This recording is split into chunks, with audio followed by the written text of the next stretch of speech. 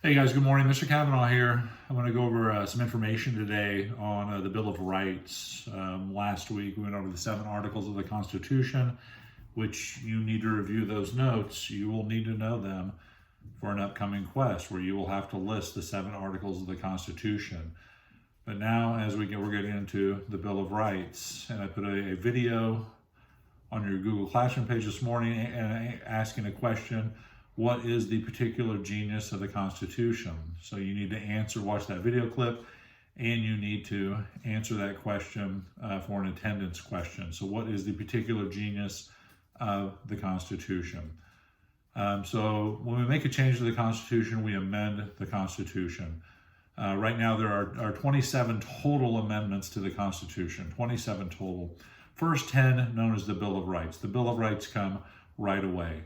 So the first question that you need to remember is the purpose of the Bill of Rights. The purpose of the Bill of Rights is to protect you from an overreaching government. Remember, if we reflect back to the debates between the Federalists and the Anti-Federalists, one of the Anti-Federalist arguments was that there was no particular set of rights with the Constitution for protections. They were pretty much used to having a specific set of rights from state constitutions. So as Federalists and Anti-Federalists debated the issues, that was one of the demands of the Anti-Federalists, which finally James Madison relented and said he would author a Bill of Rights, a specific set of protections along with the Constitution, our first 10 amendments to the Constitution. So Madison, in the first Congress, he receives hundreds of recommendations for specific rights from the new states. Madison whittles them down. Madison submits a list of rights to Congress. Congress comes up with 12. They whittle these down to 12 amendments. The 12 amendments are sent out to the states, and the states only ratify 10 of them. The first 2 are not ratified. Well, not right away. So really, technically, the First Amendment today was originally the Third Amendment. The original First Amendment it was a formula set up to count members of Congress, or a formula to determine how many members would be in the House of Representatives. I can't give you the exact formula because I can't recall it, but I do know if they would have ratified that and gone with that formula, instead of having 435 members in the House today, we'd have over 1,000 members in the House of Representatives today. So they didn't go with that amendment. The original Second Amendment was ratified much later, and it is now the 27th Amendment to the Constitution. And the crux of that amendment deals with congressional pay. In a sense, Congress has the authority to grant themselves their own pay raises, which is pretty sweet. However, you do have to be reelected to be a beneficiary of that pay raise. So the original Second Amendment was ratified much later, and it is now the 27th Amendment to the Constitution. So the purpose of the Bill of Rights, which you need to know, put these into your notes. For a point, you will have to submit a picture of your notes to me by sometime tomorrow, I believe it was. But the purpose of the Bill of Rights is to protect you from an overreaching government.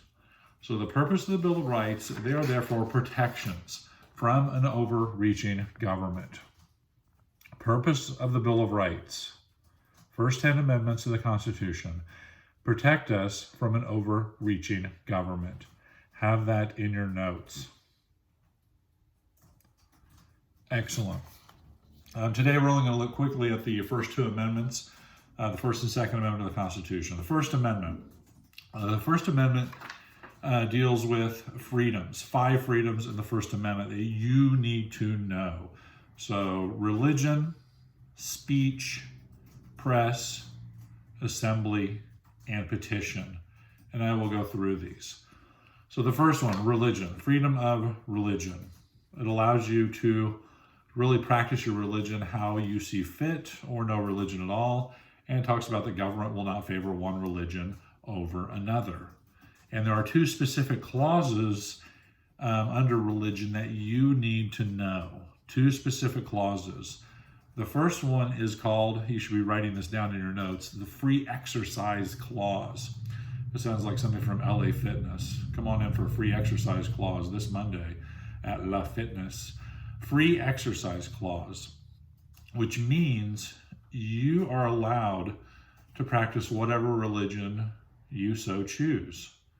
Or, most people overlook this, no religion at all. There are limits, though. With all your rights, there are limits. Let's say my religion requires me to sacrifice a virgin. Can I travel to Hawaii and shove some young lady into a volcano? Probably not. So there are restrictions.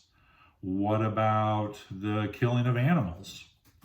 Again, there are certain restrictions. What about me utilizing a certain type of hallucinogenic? There are Native American tribes that are allowed to use what's called peyote, which is a hallucinogenic, in their religious services, which they have been using them for hundreds and hundreds of years. If you were to be caught with peyote, you would be arrested under the Controlled Substance Act. So there is a carve-out under the free exercise clause for Native American tribes to utilize this in their religious services. What about, which we would need to delve deeper, because I can't recall what happened to this organization, but here in Indianapolis, you had a church being formed called the Church of Cannabis, where they would utilize marijuana, which is technically illegal under Indiana and federal law. That would have to be something we would have to delve into deeper. But under the free exercise clause of the Constitution, you are protected to practice your religion how you see fit, or no religion at all without penalty. Free exercise clause. Remember that. Also under religion, you have what's called the Establishment Clause, which means Congress will not establish a religion or favor one religion over another. Excuse me. Which means there will be no state sponsored. Should there be a state-sponsored religion? That's a good question. We would talk hard about that in class. It's kind of difficult right now. But should America or should the United States have a state-sponsored religion? Should there be an official religion of the United States? Think about that. Think about that. Should there be an official religion of the United States? What would it be? Ponder that. Percolate on that. So, under religion, you have the Free Exercise Clause and the Establishment Clause. Next, speech. You have the freedom of speech. Excuse me. I should have brought some water with me. You have the freedom of speech. However, this is not absolute. There are restrictions in place known as time, place, manner restrictions. So again, you don't have the absolute right to the freedom of speech. There are limitations in place. Time out. My teaching assistant just handed me something to drink. So let's take a time out for a second. Delicious. There are what's called time, place, manner restrictions in place. So your speech is not absolute. There are safety concerns in place. But you do have the freedom of speech, which really just pertains to government action. Most people, they overlook this. It's really pertaining to government action. So, but there are restrictions in place, time, place, and manner restrictions. Also, there's more speech that's just conveyed verbally. There's what's called symbolic speech. If I hold a sign or if I have a message on my t-shirt, symbols. Like, for example, you should write this down. The most famous symbolic speech case in our nation's history is the court case, which some of you are familiar with, called Tinker versus Des Moines. Tinker versus Des Moines, Iowa. School District of Des Moines, Iowa.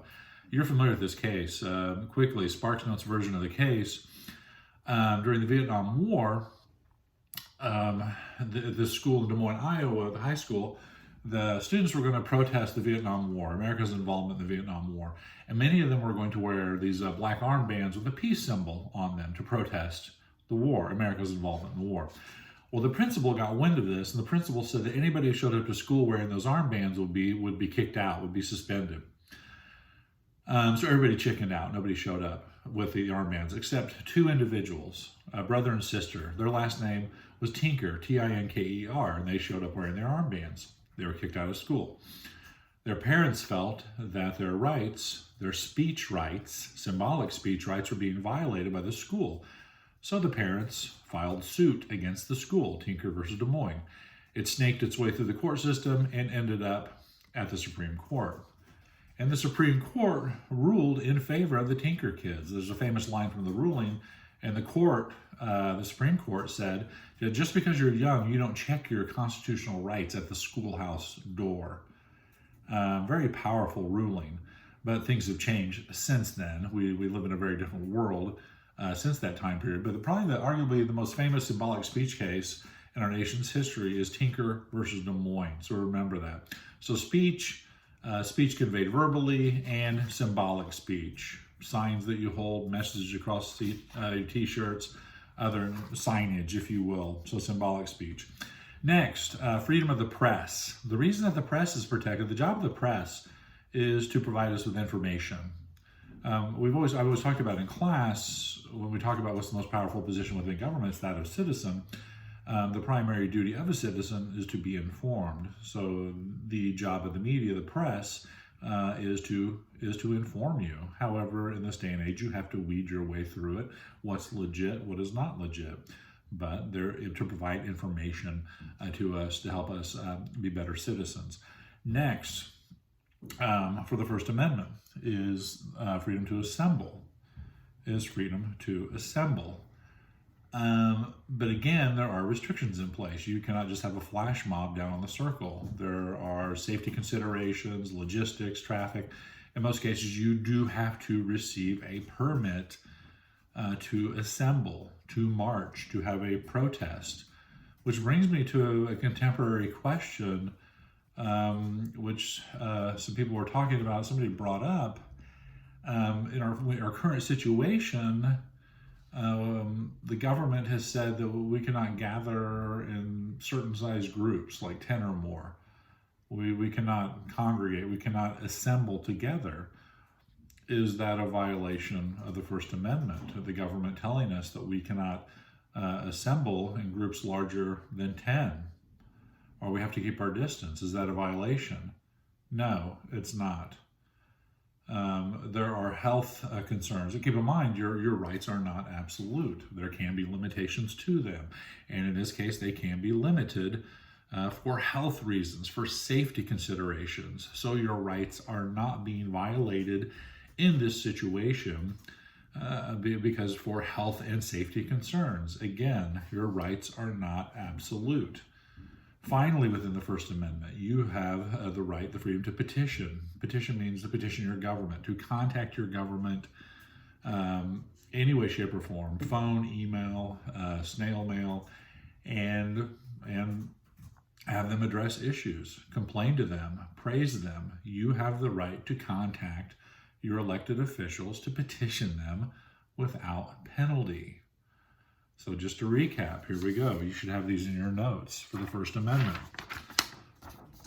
For the First Amendment, freedom of religion. Then you should have free exercise clause, establishment clause, speech, but there are restrictions, time, place, and manner restrictions. Restrictions can be placed on you by the government. And you have symbolic speech, signs, t-shirts, messages that you wear, language on the signs of the t-shirts. Again, I referenced probably the most famous symbolic speech case in our nation's history is Tinker versus Des Moines. Then you have freedom of the press, right to assemble. Think about current events right now, assembly. It's being limited by the federal government and the state governments. Can they do that constitutionally? Yes, they can. Your rights are not absolute. They can be limited. And you do have the right to petition your government for redress of grievances, whatever your grievance may be. I could sit down on my computer right now and send an email to the White House or my senator or my congressman or my mayor. That is the First Amendment. have that in your notes. Moving on quickly. One more, and then we'll wrap it up. Second Amendment, which many of you know. Second Amendment is the right to bear arms. The amendment goes something like this: a well-regulated militia being necessary for the security of the free state, the right of the people to keep and bear arms shall not be infringed. Second Amendment, which boils down to all you need to remember is right to bear arms. Right to bear arms.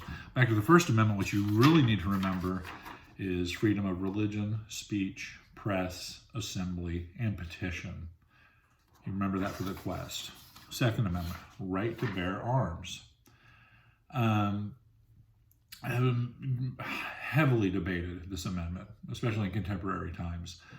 Do you have a right to possess a firearm? Yes, you do. The court has spoken. The Supreme Court has ruled on this, and that's their job, is to rule on the Constitution, and they have spoken. Going back to 2008 and 2010, you do have a constitutional right to possess a firearm. However, there can be limitations. So you do have a right to possess a firearm due to two landmark Supreme Court rulings, which you need to remember. The first one is the District of Columbia, D.C. versus Heller. Many constitutional experts just call it the Heller case. Quick background on the case. Washington, D.C. had very strict gun laws back in the 2000, 2005, on 2008, even before that. Well, there's a gentleman named Heller who worked as a security guard at one of the museums. As a security guard, he carried a firearm, a handgun, but he could not take it home with him in the evening. He had to secure it in the office before he left. He wanted to be able to take it home with him for personal protection. So he filed a lawsuit with some assistance of others, some gun rights advocacy groups, and the case went all the way to the Supreme Court, hence District of Columbia versus Heller. And in a 5-4 decision, the court ruled that you do have a right to possess a firearm. However, the case was unique. This is in 2008. Washington, D.C., that's where the ruling applied to. It's its own unique entity. D.C. is a very unique entity. It is not a state, so this ruling does not apply to other states. Well, lo and behold, there's another case not too long after that in 2010 out of Chicago. The court case, which you need to know, is called McDonald versus Chicago. You need to remember both of these cases, the Heller case and McDonald versus Chicago. In McDonald versus Chicago, similar situation. Chicago, very strict handgun laws for possession in Chicago. There was a gentleman living on the south side of Chicago named McDonald. He wanted to possess a firearm, a handgun, for personal protection, but he couldn't. So he sued under the Second Amendment. He sued the city of Chicago. It being a constitutional issue, keep in mind, all constitutional issues are heard at the federal level. So Mr. McDonald's case ends up at the United States Supreme Court, McDonald versus Chicago. His name first, he's the petitioner. The city of Chicago is the defendant. The petitioner is always listed first. So McDonald's case arrives at the Supreme Court. Again, in a 5-4 decision, the court rules in favor of Mr. McDonald. You do have a constitutional right to possess a firearm. In this case, though, since it's in the state of Illinois, now the ruling goes out to all states that you do have a constitutional right to possess a firearm. However, in the court's ruling, in the Heller case and the McDonald case, the court ruled that states and localities can place certain restrictions on possession of firearms. It's not absolute. I can't go down to Don's Guns right now and just get strapped. I have to follow a certain protocol, like waiting periods, background checks, things of this nature. It is not absolute. So you can't just show up at Don's Guns and get anything you want. There are certain hurdles in place, which are debated today. There are many people who believe that there shouldn't be any hurdles at all, because of the way it's spelled out in the Second Amendment. There shouldn't be any restrictions. That's a question that I really want you to ponder. Do you really have the absolute right to bear arms? And should there be limits, restrictions, background checks? What about for mental illness? That's something I want you to percolate on. So wrapping up, quickly going back over the Second Amendment, Have these in your notes, please. Second Amendment, right to bear arms.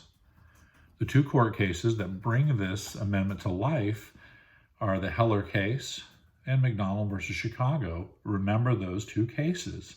You may see a question on the quest asking you to identify these two cases, so have them in your notes. A larger question, an overarching question that I want you to percolate on is, do you have the right to have a firearm? Do you have the right? And should there be limits on restrictions on gun ownership? So I want you to percolate on those questions, thoughts. We will continue on with the other amendments later on in the week as we approach spring break. So hit me up with any questions that you have and keep working hard, and we will persevere and we will get through this. So again, Kavanaugh out.